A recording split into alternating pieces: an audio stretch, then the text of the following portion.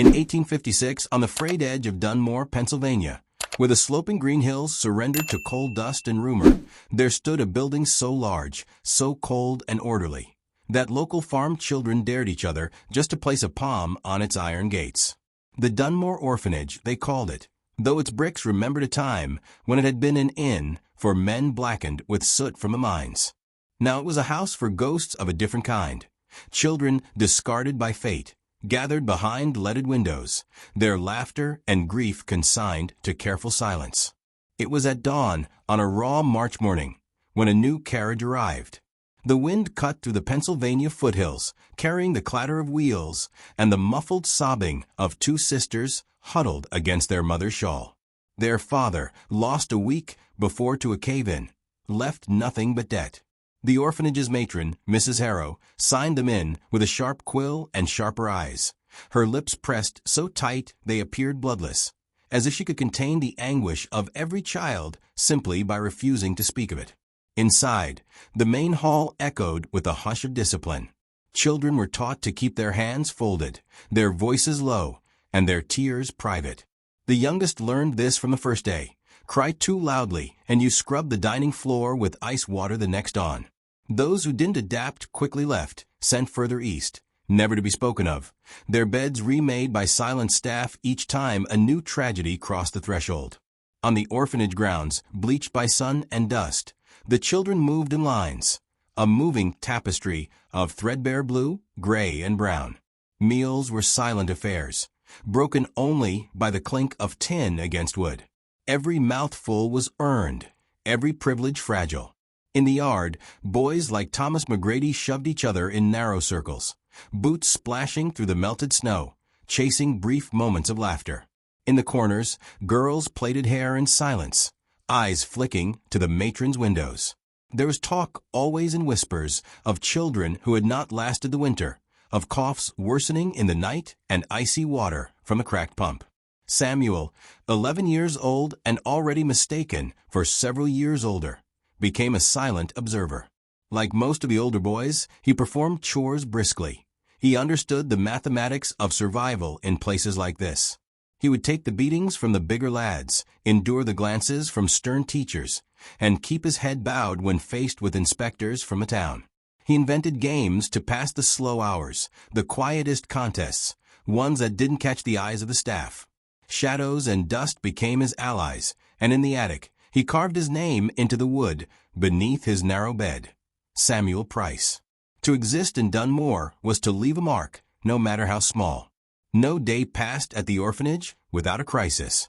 One morning, the milk soured before breakfast, and the children were sent to the well with buckets, fingers red from cold, returning with water cloudy with silt. The matron was furious, lecturing on ingratitude. You must never speak back, must never make your suffering visible. Every bruise was another lesson learned in silence. Sometimes visitors would come, a local priest, displaying forced gentleness, townsfolk, bearing leftover bread or coats too threadbare for their own children. The mayor's wife arrived each Christmas with oranges and the gentle but pitiful smile reserved for the unlucky.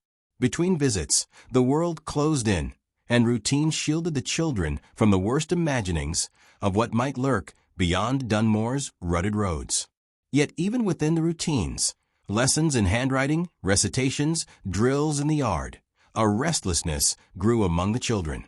Whispers in the dormitory ran faster than any fever. A boy named Joseph dared to challenge the matron's rules, stealing extra biscuits for a sickly friend. He paid for it. 3 nights sleeping in the root cellar, denied meals. The deterrent didn't stop others, though.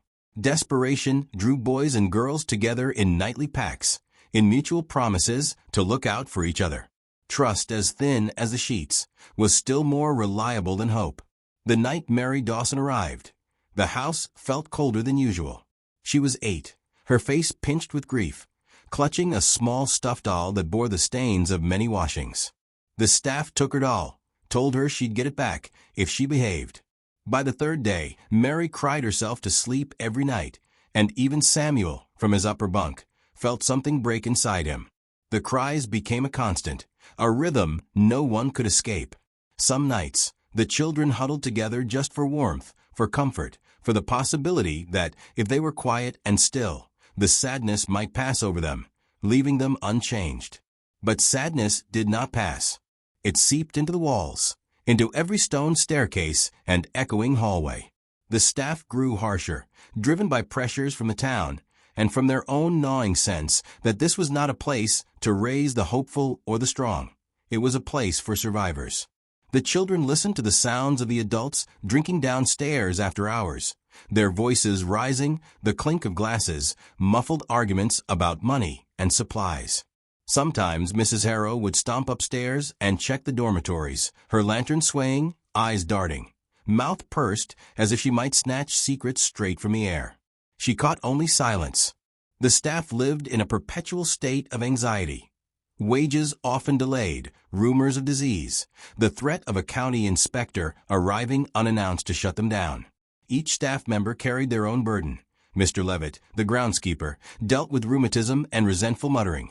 Miss Keene, the teacher, struggled to keep order in classes crowded with children too hungry or tired to learn. But none, not even Mrs. Harrow, understood the silent pact growing stronger among the children, a pact to endure. As winter yielded to spring and ice retreated from the eaves, Dunmore Orphanage braced itself for the unknown. There was tension in the air, a heaviness that every grown-up felt but refused to name. The children sensed it most of all, in the way shadows stretched across their cots, in the new strictness of bed checks, and in the quiet passing of names from night to night as each wondered, who among us will last through another season? Those who survived in this place learned to accept the world not as it should be, but as it was, a world reshaped by loss, where love was scarce and laughter rarer still. Dunmore, for them, was a graveyard of dreams, and yet some faint hope still flickered. With each morning, each glance of solidarity, the children clung to the slender belief that they might, just might, one day see the world outside the orphanage gates. Thus began the final months of normalcy at Dunmore, before a single terrible night would burn the orphanage's name into every soul who passed through its doors, and haunt them long after, in ways they could never have imagined. Spring sharpened the edges of the orphanage's routines, waking the grounds with muddy grass and the honeyed scent of new blooms. But inside Dunmore, no sweetness lingered.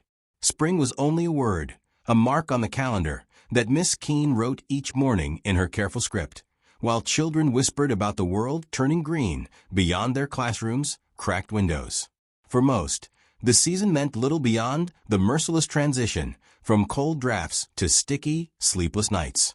Whispers grew louder as the days stretched, sunlight sliding later and later over the battered floorboards. Samuel counted the cracks in the walls above his bunk, measuring time in silent intervals, each one a step closer to something none dared to name. Every child bore secret hurts, scabs ripped open by careless games, the unspoken ache of hunger gnawing at their bellies, letters from possible families that never came. On stormy nights, the roof thudded with the pounding of rain, the boys inventing stories about the world outside, of trains, wild rivers, endless cities where children slept through the night. And still, always, sleep was fickle as a gold coin and twice as rare.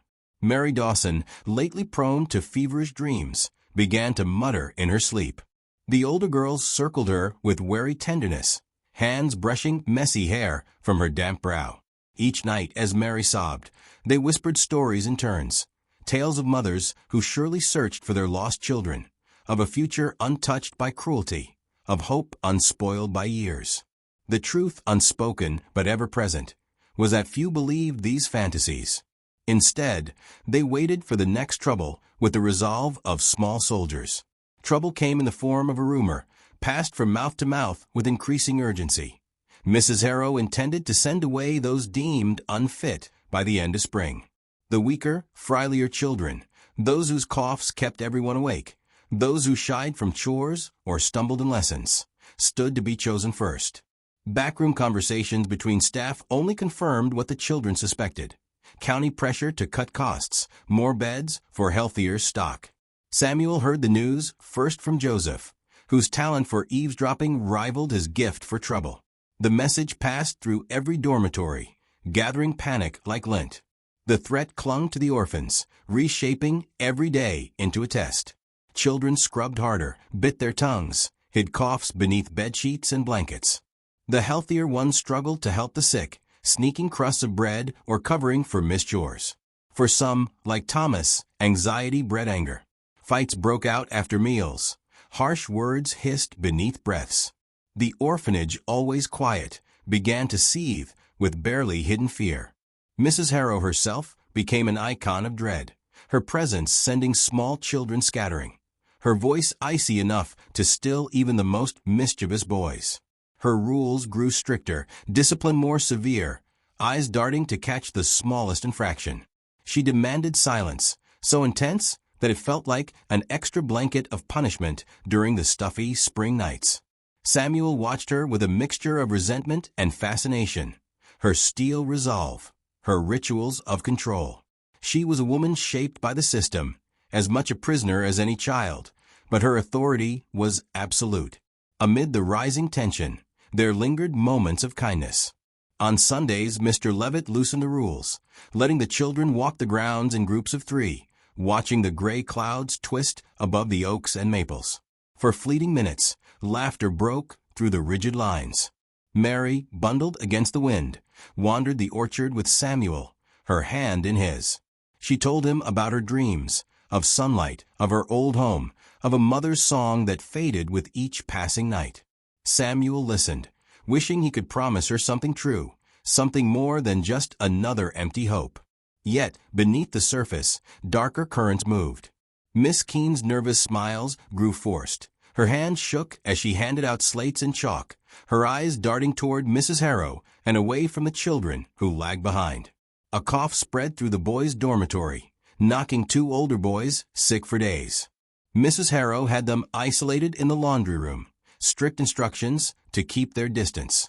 Anyone who lingered too long outside the door was sent to bed without supper. The message was clear. No one was indispensable, every child replaceable.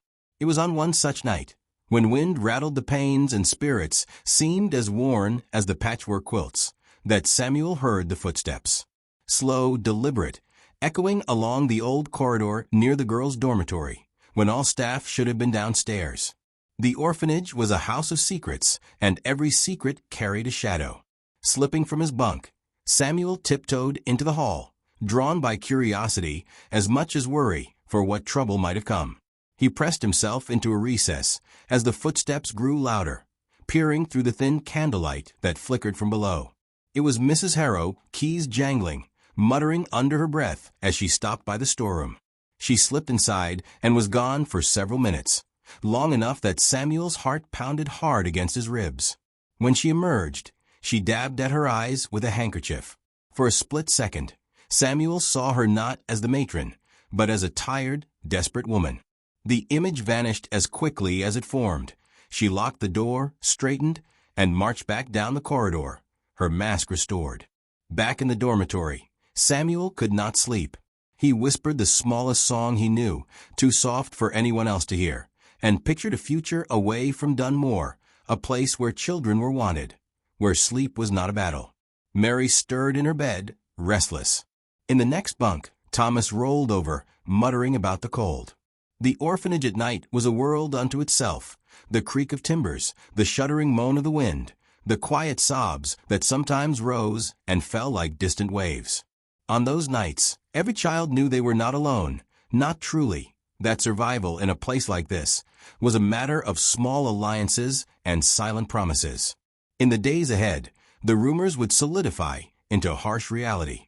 The lists would grow, names marked for transfer, or worse. The children would band together, facing their greatest test yet, not from the outside world, but from those charged to protect them. And as dusk fell over the orphanage, stretching the shadows long, it became clear. Whatever light remained within these walls had to be fiercely defended, or it, too, would vanish. Samuel, Mary, and the others would soon learn that even in the darkest corners, courage could spark from the unlikeliest places. They might be powerless in the eyes of the adults, but together they would forge a resistance so quiet, so determined, that Dunmore Orphanage would never be the same again. Fear pressed heavier on the orphanage as the calendar turned towards June, its days growing longer and humid. From the outside, Dunmore was just another institution, an old mansion tucked beyond the main street, its red brick hidden by groves of chestnut trees. Yet inside, the atmosphere was charged with urgency. Children who might once have traded whispers or shared crusts of bread now relied on each other with new seriousness, forming alliances that blurred boundaries and defied the rigid roles enforced by adults. Mary Dawson's fever waxed and waned. Nothing the staff did seemed to help. Their remedies, musty blankets, bitter teas, hours shivering near the cracked window, were remedies only in name. Samuel felt her pain as if it were his own. He shared bits of his breakfast, told her stories each night, and watched as she drifted deeper into her worries. Her tears became quieter, but never entirely stopped. To Samuel, Mary was not just another face in a crowd of lost souls. She was the reason he started to see beyond his own survival. For the first time, he understood what it meant to care for someone when all other reasons faded away. The pattern for resistance was simple. Children protected one another from detection, deflected blame, hid evidence of minor infractions. When Joseph snuck an extra slice of bread from the kitchen, it was Thomas who distracted Mrs. Harrow just long enough for Joseph to eat in peace. When Miss Keene came searching for the source of a broken window, two girls confessed together, deflecting the anger and securing lighter punishment for both. Scenes like these became common. The older children took charge, weaving a subtle web of protection over their younger peers. At night, the dormitories transformed into places for counsel. Beneath moth-eaten covers, stories circulated, secrets exchanged, fears and hopes reshaped into plans. Older boys mapped ways to avoid the matron's nightly rounds, devised signals for danger, plotted small rebellions, a cranky door jam to slow down a staff member, chalk markings on the wall to communicate without words. Every action was quiet, deliberate, designed to be invisible to all but those who needed to know. Samuel came to rely on Thomas's strength and Joseph's cleverness. Together, they watched the staff, counted footsteps, traded observations about patterns and moods. Samuel's own knack for quiet listening helped. He remembered things, caught details others missed, like the sound of Mrs. Harrow's keys or the tone of Mr. Levitt's complaints. They shared everything, creating a bond that grew firmer with each passing week. Amidst these alliances, the children learned to navigate the unpredictable tides of authority. The staff, ever vigilant, tried to clamp down with stricter rules. Miss Keene extended lessons late into the evening, hoping that exhaustion would prevent trouble.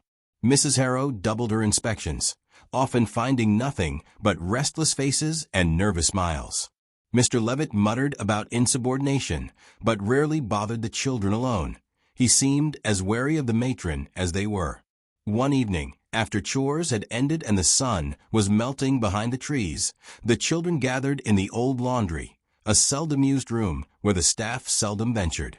Joseph laid out scraps of stolen paper, and Thomas borrowed a stub of pencil from a teacher's desk. Their plan was simple but risky. Draw up a weekly rota for chores and food sharing, ensuring no one went entirely without. They debated the details, who got extra bread on sick days, who covered for each other in case of punishments. Samuel argued for fairness, insisting that even the youngest should have say over their own well-being. Mary, propped up near the window, watched quietly as the older children hashed out their plan. Her presence, delicate as gossamer, was a constant reminder that failure meant more than just discipline. It meant real suffering, the kind that stole sleep and hope. In those moments, children who had spent years competing for scraps now discovered the weight of trust. As the orphanage settled into summer, the alliances only deepened. Quiet gestures, the passing of a biscuit, a reassuring hand on a back, a whispered warning, became the language of survival. The staff noticed, but could do little. The force of solidarity moved faster and quieter than any reprimand. But unity came at a cost. Tensions among staff began to fray. Mr. Levitt quarreled openly with Mrs. Harrow about discipline. Miss Keene challenged her over lesson plans, pressing for more breaks and lighter punishments. The matron's grip tightened, but the children's resistance grew, not in open rebellion, but in invisible threads of mutual protection. There were moments of rare relief, too. On exceptionally warm afternoons, Mr. Levitt unlocked the south gate and let the children roam the orchard, where apples and pears hung in small clusters. The older ones kept watch, and the youngest scrambled for fruit, laughter finally flowing without fear. For a few hours, Dunmore ceased to be a prison and became something close to a home, however fleeting. And yet, danger loomed. As the county's inspector approached, talk of transfers returned. Whispers of cutbacks and problem cases rippled like wind. Children assembled, hands joined, barricading themselves against the threat. Samuel and his allies reminded everyone, we protect each other first. The pact was simple, sacred, and for the moment, unbreakable. The night before the inspector's visit, the orphanage buzzed with nervous anticipation. The dormitories were scrubbed, clothes pressed, faces washed raw with cold water. Staff moved with anxious energy, barking orders, snapping at the smallest mistake. Children felt their nerves sharpen, bracing for anything. Samuel lay awake, listening to the breaths around him, wondering if he'd be able to shield Mary from more pain, if the inspector would see what truly mattered. The next morning, the inspector arrived. Stiff gray suit, eyebrows knotted, eyes sweeping across the dining hall. He questioned the staff, observed the children, took notes in a ledger with a cruel, crisp snap. For hours, tension choked every room. The inspector's voice was low and skeptical, his questions unyielding. Some children trembled, others feigned confidence, everyone knowing that the future would be decided by a stranger's opinion, one that might as easily end in separation as in mercy. The day passed in a blur of interviews, inspections, and feverish cleaning. In the aftermath, Mrs. Harrow called all children to the main hall. Her words, as always, were cold and sharp. Some adjustments would be made. We must do more with less, she intoned. Children who scored poorly or who lagged in health would be considered for transfer. Empty words that filled the room with dread. That night, the alliances forged amid despair held firm. Children huddled not just for warmth, but for strength. Each promise, made in darkness, now carried the weight of survival. Even those who had once kept to themselves quietly joined the pact, recognizing the power that came with unity. For Samuel, Mary, Thomas, and Joseph, the struggle was no longer just to endure, but to defend the fragile bonds that had grown between them. As June faded into July, and the orphanage braced for even harsher measures, one truth became clear. The future would be shaped not by the rules of authority, but by the quiet defiance of the children hidden in its shadow. The story of Dunmore Orphanage was no longer just the tale of loss. It was now the story of courage, loyalty, and the stubborn hope that, together, they might survive what waited beyond the next fearful dawn. The weeks following the inspector's visit were marked by a fear that settled deeper than any previous hardship. The children sensed it in the way the adults spoke just a little more quietly, in the cold undertones of Mrs. Harrow's commands, and in the nervous looks exchanged between staff, none willing to meet the children's eyes for long.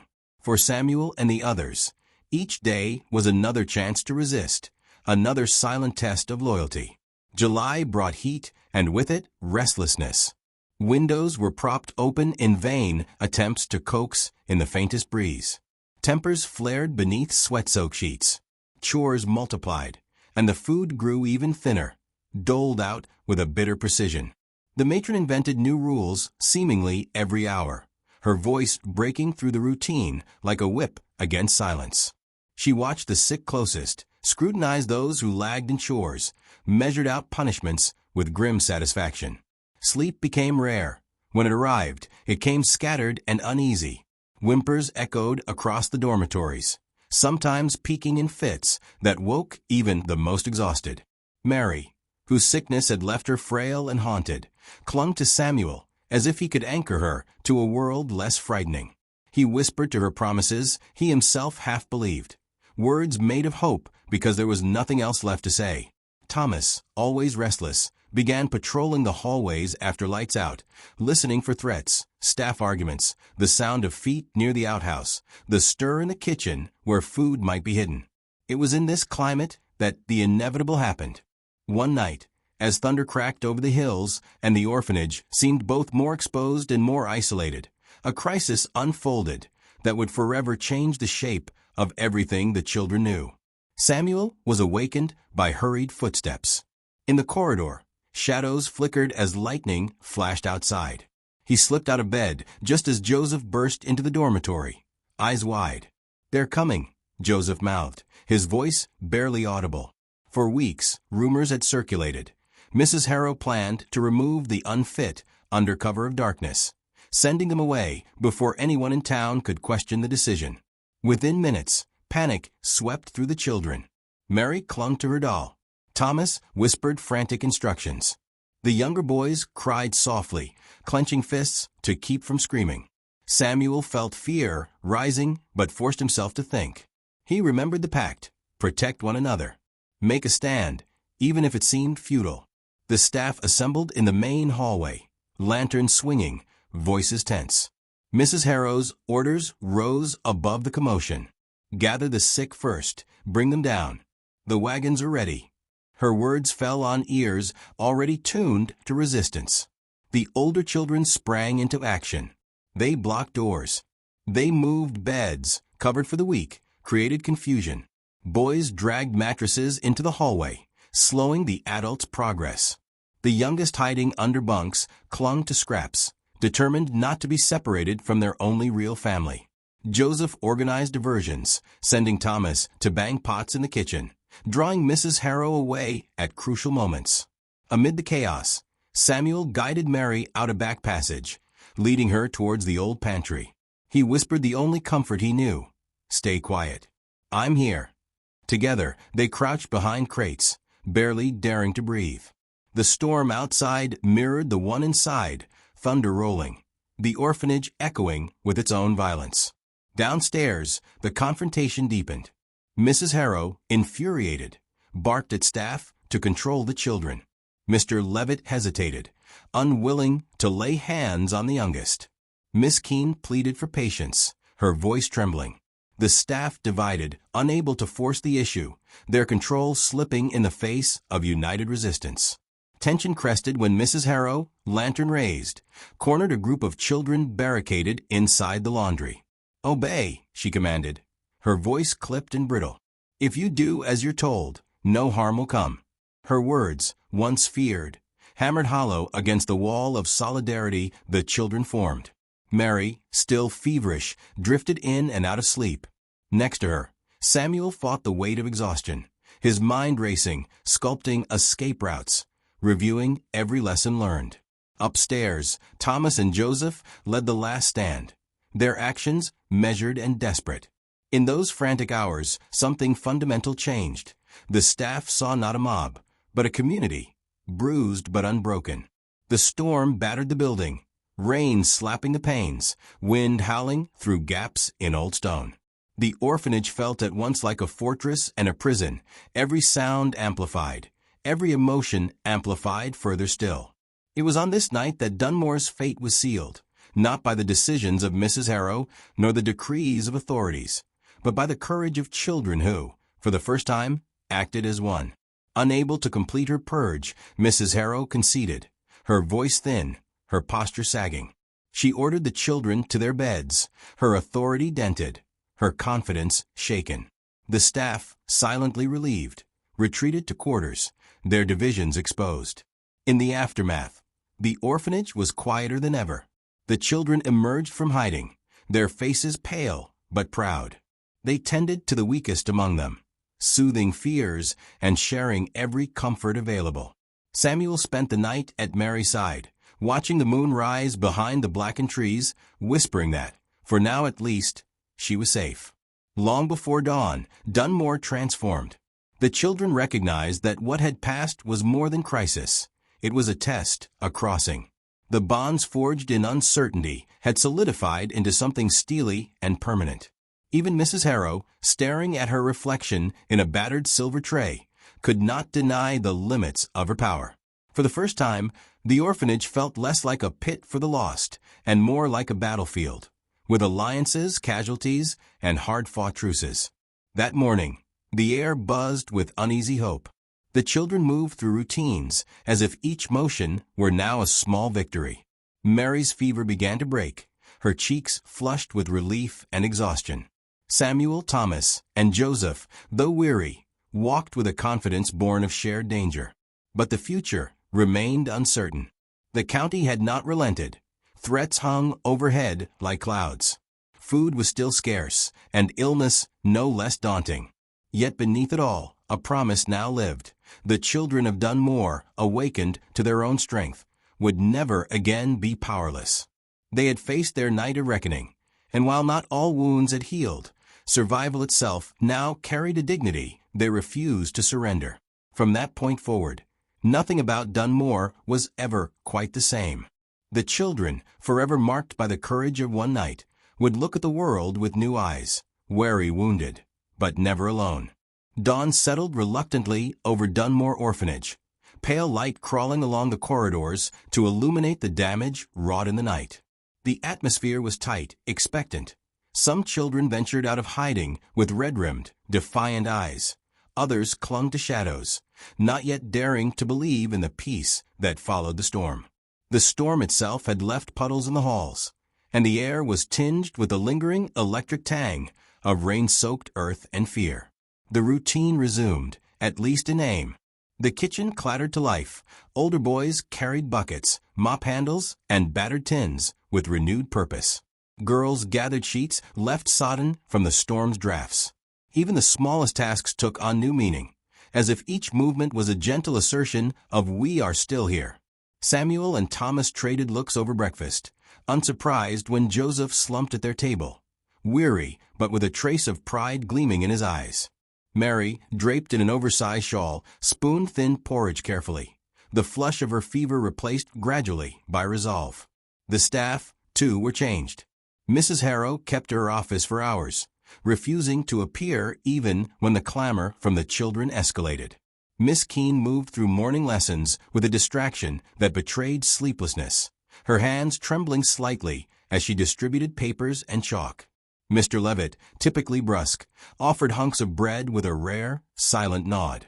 The staff's authority was not vanished, but it had been complicated, fractured by the reality of their own limitations and the affirmations of the children's collective spirit. Yet beneath the victory, fear lingered. The children understood too well that their unity, while a shield, marked them out as threats in a world that demanded order and obedience. During a rare moment in the yard, Samuel spoke quietly to Thomas and Joseph. "We can't let our guard down. They'll be watching for any chance to divide us, to prove we're trouble and send us away for good." The warning settled in, and the pact of protection was quietly reaffirmed.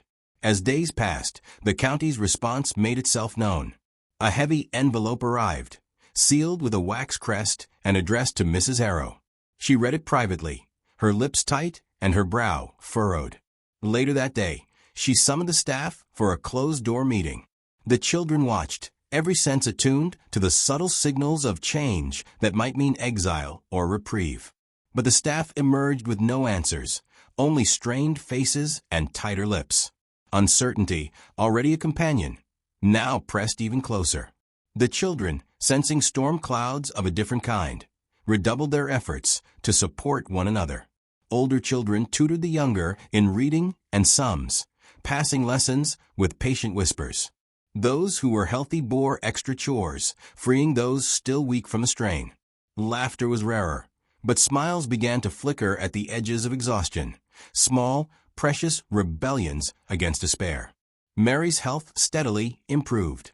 Freed for the first time since her arrival from the relentless ache of sickness, she joined the other girls in mending clothes, her presence a reminder of both fragility and resilience.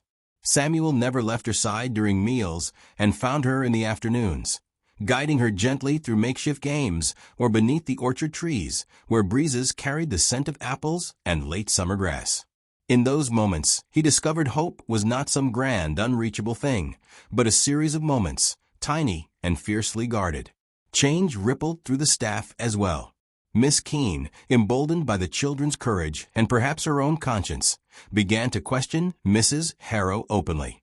She advocated for leniency and occasionally slipped extra biscuits or fresh pencils into the children's hands when no one watched.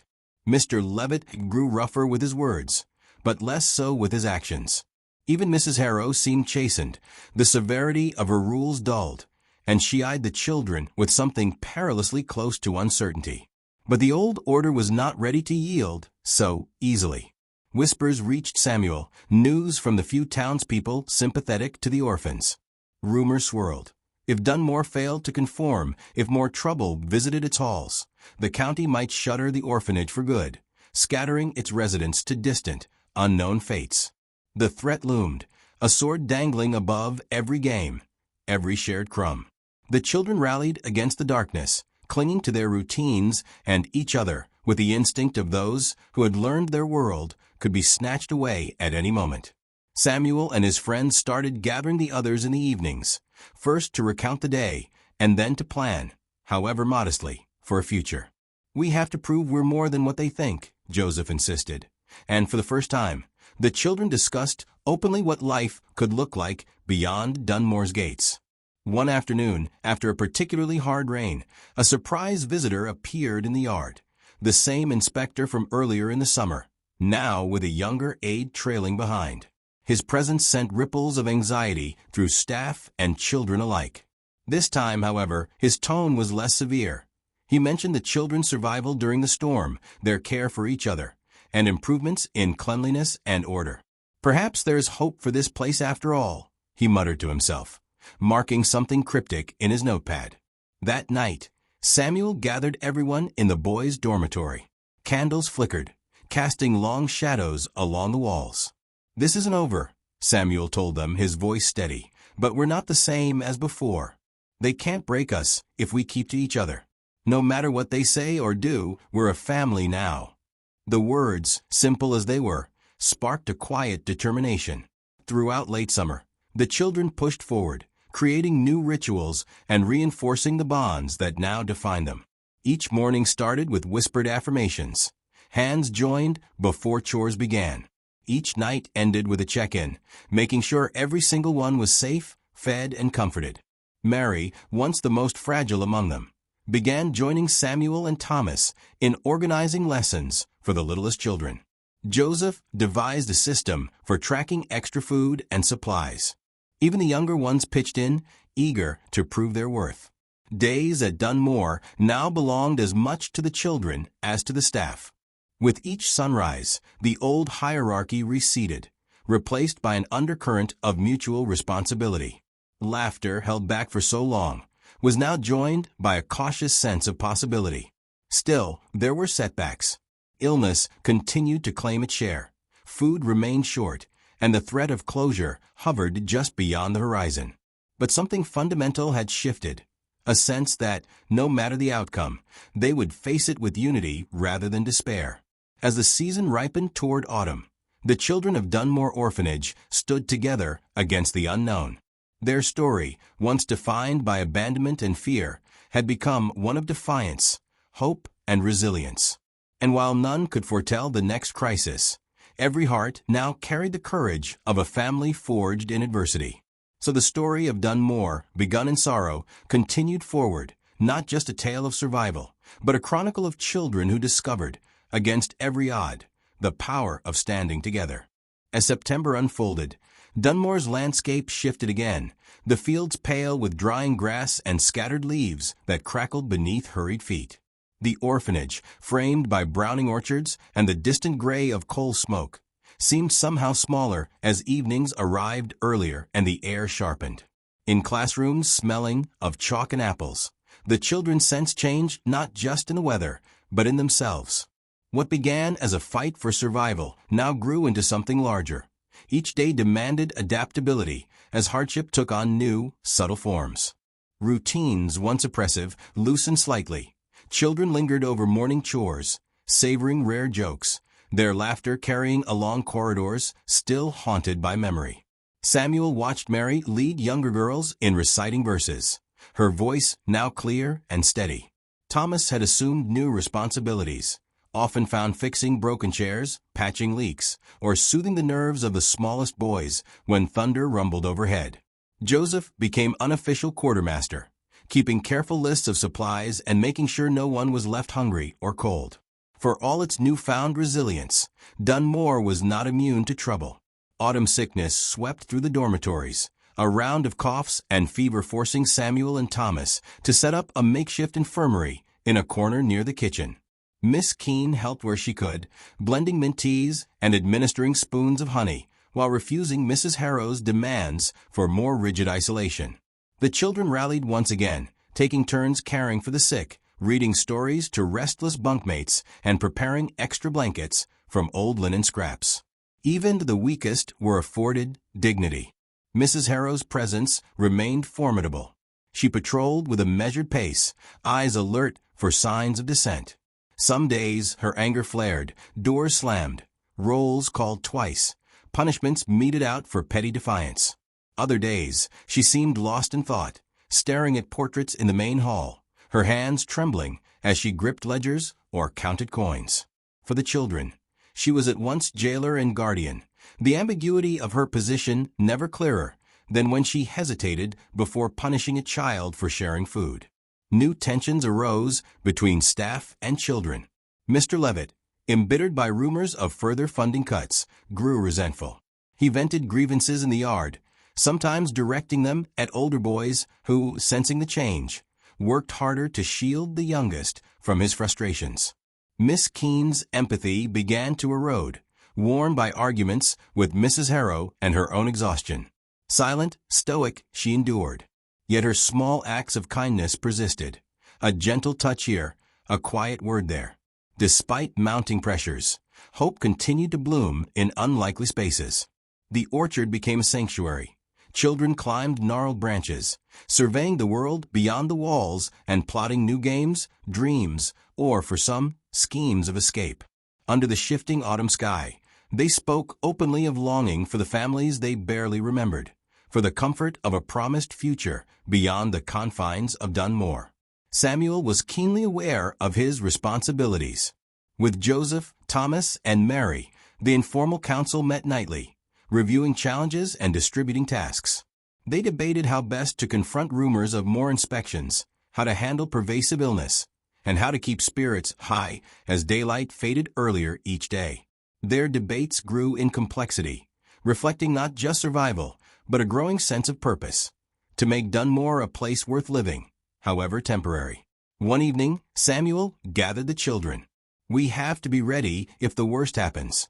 If they close us down, scatter us, we need plans. But now, while we have a home, let's make it ours." His words reverberated through the group, affirming the hard-won sense of belonging. Even Mrs. Harrow noticed the change, the unity that made her authority less absolute. The staff could no longer ignore the bonds among the children, a strength, even if unpredictable. October brought more rain, and with it, a test that threatened to unravel the orphanage's fragile peace. A child named Albert, new and nervous, arrived from a distant county. His presence stirred up old anxieties. Staff were stretched further, schedules adjusted, supplies once again thinned. Albert struggled to adapt, prone to violent outbursts and fearful confrontations with staff. The older children debated how to reach him, eventually inviting him into their nightly councils and sharing food, stories, and small comforts. Slowly, the boy's temper softened, replaced with wariness and eventually trust. His transformation became a symbol, proof that compassion could succeed where punishment failed. Meanwhile, the adults tried to prepare for another county audit. Mrs. Harrow cleaned and lectured more than ever, sharpening her authority against anticipated scrutiny. Miss Keene grew quieter still, clearly worried about what another inspection might bring. Mr. Levitt took to working late in the yard, muttering about changes he could neither prevent nor understand. The day of the audit arrived with little warning. Early morning, a small procession of officials crossed the gates, their hats pulled low over unsmiling faces. The inspectors moved quickly, examining every room, questioning both staff and children. Samuel and Mary spoke with quiet, measured dignity about routines, health, and how they supported each other. Thomas explained the new systems for food rationing. Joseph presented the supplies register, his record-keeping impressing even the most skeptical visitor. The audit went on for hours. Behind closed doors, staff pleaded their case for more support, more funding. The inspectors, unmoved, stressed efficiency and order. For the children, anxiety mounted. Any mistake could mean separation or worse. Still, they clung to each other, their unity unmistakable even to strangers.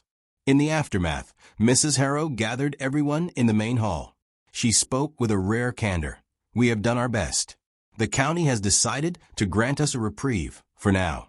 But know this, if we falter, if divisions arise, Dunmore may not survive another winter."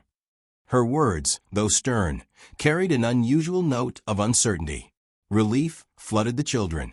There were tears, embraces, quiet celebrations after supper. Samuel, Thomas, Joseph, and Mary returned to their council in the boys' dormitory. "We have time," Samuel whispered. "We can make this place something better. Not perfect, but real." In the twilight, children huddled in their beds, comforted not just by the promise of another day at Dunmore, but also by the knowledge that they had fought and won an unwinnable fight. Outside, the orchard rustled with wind. Inside, resilience was turning into something stronger.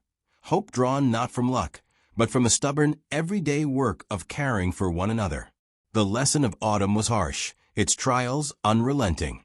Yet within those trials, the children found purpose, shaping their days not in submission, but in solidarity. The future, though uncertain, no longer seemed impossibly distant. In unity, they began to see the possibility not just of survival, but of joy. The first frost of November painted the glass with icy veins and shriveled the last apples clinging to the orchard's oldest tree. Dunmore Orphanage braced itself for winter, each child and adult aware that this season, far more than any before, might decide their fate. Chores grew heavier. Wood hauled for fires, blankets patched, windows stuffed with old rags to keep out the biting wind. Yet within the walls, hope clung stubbornly, forged from victories won over autumn's threats. With every cold morning, Samuel's council gathered in secluded corners to plan for what lay ahead. Food stores were counted and rationed, special attention given to the youngest and sickest. Mary's voice, now stronger, spoke for the smallest, ensuring no child was left forgotten. Joseph's lists hung near the pantry, checked and double-checked by Thomas, whose quick, resourceful hands mended boots and repaired the leaky roof above the boys' dormitory. Illness, always lurking, now struck with force. Fevers simmered in the air. Coughs echoed down long corridors. The infirmary Samuel had helped create became a hub of care and concern, with children taking shifts to comfort, clean, and feed their ailing friends. Miss Keene watched with pride and worry, giving gentle encouragement and silent prayers. Mrs. Harrow, her authority challenged but undiminished, sought to keep spirits high through rules and routines, but more often than not, it was the children's resilience, not regulation, that maintained order. Winter also brought new troubles. Supplies ran low, and the county's promised shipments arrived late or half-filled. Mr. Levitt, grumpier than ever, became obsessed with fuel and repairs, though begrudgingly accepted Samuel's help when the pipes froze in the kitchen. Tensions simmered between staff and children. Arguments ignited over the smallest slight. One bitter evening, after a long argument with Mrs. Harrow, Miss Keene packed a small bag and left, tears marking her cheeks as the snow began to fall. For the first time, the children saw that even adults could buckle under the weight of Dunmore's endless hardship. The loss was felt deeply. Without Miss Keene's empathy and gentle hand, discipline turned sharper. Voices rang harder through corridors. Samuel and Thomas did what they could to soften the blow, rallying their friends and coaxing a measure of joy back into daily games. Mary provided quiet comfort, telling bedtime stories to whimpering littles whose nightmares grew fiercer without Miss Keene's calming presence. Even Joseph, so often stoic, began to falter, his hands trembling as rations dwindled and responsibilities grew. Outside, the world was unyielding. Snow buried the orchard and blotted out the rutted road to town. Isolated, Dunmore felt even smaller, a pocket of warmth in the endless cold. A few sympathetic townsfolk braved the worst days to deliver bread or coal, but for many weeks, the orphanage survived only through stubborn resourcefulness. Hunger made children dizzy. Cold made them desperate. Samuel's group worked night after night, salvaging scraps, inventing distractions to stave off despair. Then tragedy struck. Albert, the newest among them, fell ill, his body failing faster than anyone expected. The infirmary became a place of grief as children and staff alike tried, in vain, to save him. When he died, the house mourned with a rare unity, loss binding all who had witnessed his struggle. Mrs. Harrow allowed one evening, without chores or lessons, a somber respect marking the end of a brutal chapter. The children huddled close, the silence heavy with fear that any of them might be next. Yet, from heartbreak grew determination. Samuel, Mary, Thomas, and Joseph renewed their vow to protect each other at all costs. They restructured chores to allow rest for the weakest and pooled resources for those most at risk. Conflict, though still present, began to yield to collaboration. Small acts of kindness multiplied. An extra slice of bread, help with laces, quiet words shared beneath quilts. The spirit of the orphanage hardened, warmed by memories of Albert's shy attempts at trust and laughter. January arrived like a test. The county once again delayed support. The staff stretched thinner than the patched blankets. Children shivered in beds, making jokes in the dark to summon courage. Samuel pressed Mrs. Harrow for more transparency, asking boldly what could be done to bring help. At first, she resisted, her pride refusing to bend. But as the cold worsened and another child fell sick, Mrs. Harrow relented. She wrote to the mayor and local parish, asking for urgent assistance, her letter honest and sad. For the first time, she admitted that without outside help, Dunmore might not survive the spring. Help, when it finally came, arrived piecemeal. The mayor organized donations of food and blankets. Townsfolk sent old coats and cheer. A local doctor visited twice to offer what medicine he had. The response, though imperfect, seeded gratitude among both children and staff. The bitterness felt during Miss Keene's departure began to soften. Mrs. Harrow and Mr. Levitt worked more closely with Samuel's counsel, their respect, born of desperation and need, an acknowledgement that Dunmore's endurance depended on all working together. Winter dragged on, each day a new challenge, warming fires, rationing food, keeping hope alive as snow drifts pressed against doors. The children continued their rituals, story circles, check-ins before bed, small celebrations whenever news from the town was good. Bonds deepened, no longer purely defensive, but rooted in genuine care and understanding.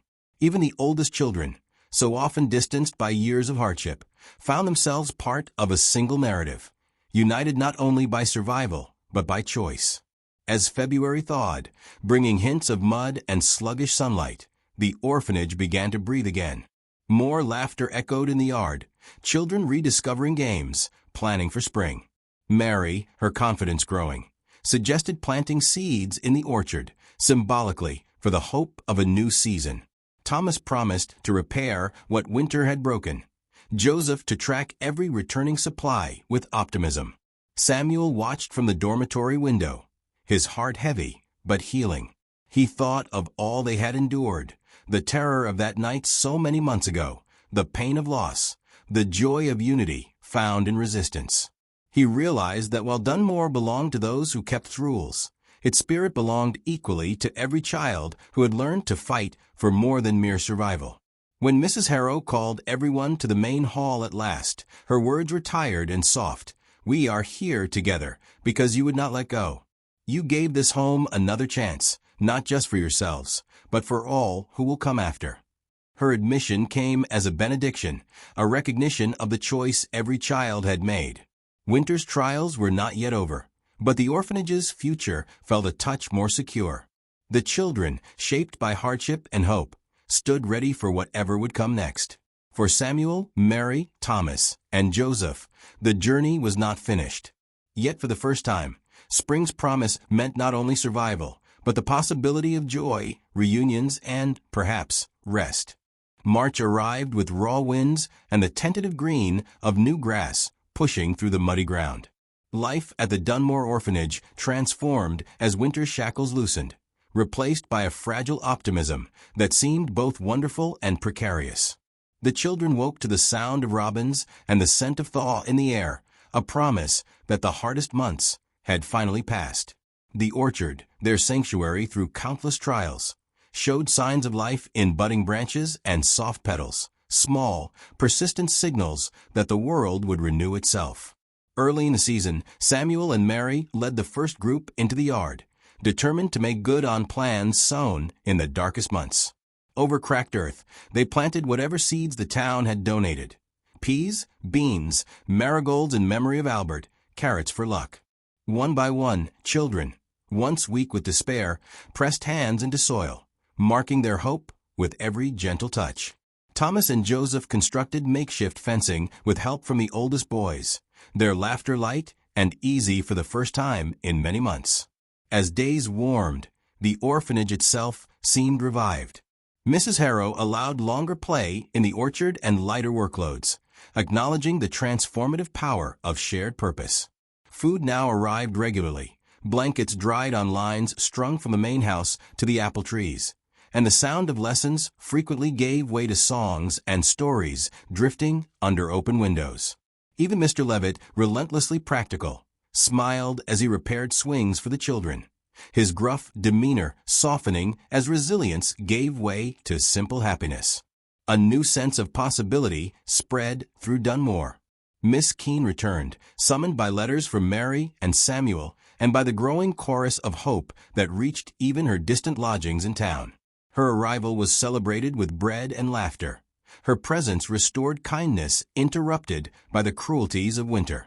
With staff reconciled and children united, rules became gentler, shaped by care instead of fear, and the boundaries between authority and kinship blurred with every shared meal and joke. Spring also brought new arrivals, orphans sent from neighboring counties, each carrying the trauma and uncertainty of abrupt uprooting. Older children took them in hand, offering comfort, guidance, and the wisdom born from hard-won experience. Mary organized a welcoming ritual in the orchard, candles lit as dusk settled and stories shared so no newcomer need feel alone. Samuel, Thomas, and Joseph ensured resources remained fairly distributed, extending the council's reach to include every voice, old and new alike. The spirit of Dunmore became not simply to endure, but to heal and uplift, one child at a time. Gradually, the wounds of past seasons faded. The staff came to rely on the Children's Council, realizing that leadership, discipline, and compassion worked together not in opposition, but in tandem. Mrs. Harrow herself softened, her stern manner now underscored by reluctant pride. She confessed, on a rare afternoon in the orchard, "You have taught us all what it means to endure. All I ask now is that you carry it forward." Throughout April and May, the orphanage thrived. Harvests from the modest garden supplemented breakfasts. Teaching was shared among staff and older youths. Music became a nightly event in the dining hall, voices blending as dusk fell. The children wrote letters to officials, describing their experiences and the miracle of their communal survival. For the first time in years, Dunmore's reputation shifted, no longer only a place of hardship, but a beacon of what could be accomplished through courage and unity. But spring's renewal brought choices. The county, swayed by local advocacy and a string of testimonials, offered families in the region the chance to foster children ready for reunification or new beginnings. Inspectors, once only harbingers of fear, now arrived as partners in the transition, coordinating placements and listening carefully to each child's hopes. For most, the idea of leaving Dunmore, this hard-won home, was both exciting and terrifying. Samuel, whose leadership had shaped his peers, hesitated. Could he trust the world outside not to undo what they had built together? Mary reached for his hand. "You've taught us we can survive anything. Now we can choose something better." One by one, families arrived. Some took siblings, eager to prevent more separation. others, moved by stories in local papers, took children who had long forgotten the meaning of kinship. Joseph found sanctuary with an aunt in Harrisburg, Thomas with a farmer's family north of town. Mary was chosen by a kindly couple who had lost their own child to illness, their home filled with laughter and the promise of a new garden each year. Samuel's choice came last. He watched children leave Dunmore, their faces mixed with joy and sadness. Staff wept as much as children, reluctant to say farewell, but grateful for the chance to do so. In the orchard, under branches now bursting with bloom, Samuel stood with Mrs. Harrow and Miss Keene, uncertain what the future would hold. "If you want to stay," Harrow told him, "there is a place for you. If you wish to go, you take all of this with you."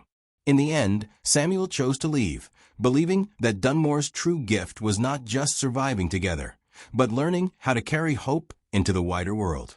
His foster family lived near the edge of town, their lives simple but full of warmth. Each week, he returned to Dunmore to help with planting, tutoring, and to share meals on Sundays with those who remained or visited, bonds enduring even as adulthood approached. By June, the orphanage transformed.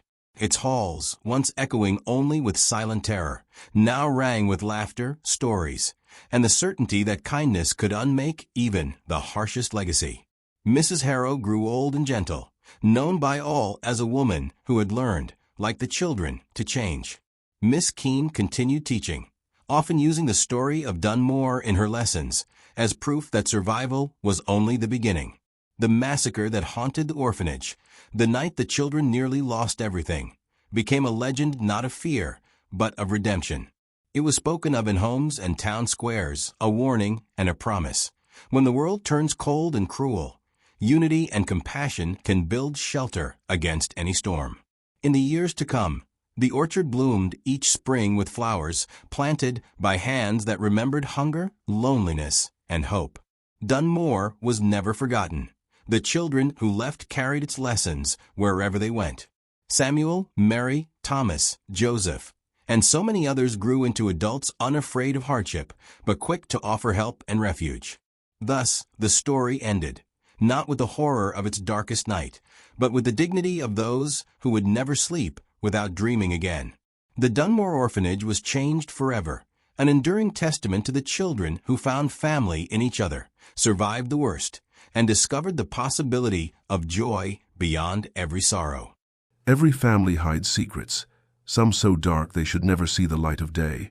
Here, we open the doors to those shadowed pasts, uncovering hidden crimes, silent pacts, and stories that echo like ghosts through the halls of memory.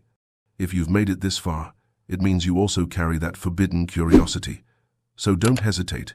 Subscribe to the channel now, turn on the bell, and follow our next revelations. Because every day, new secrets emerge, and only those who dare to face the truth remain to hear them.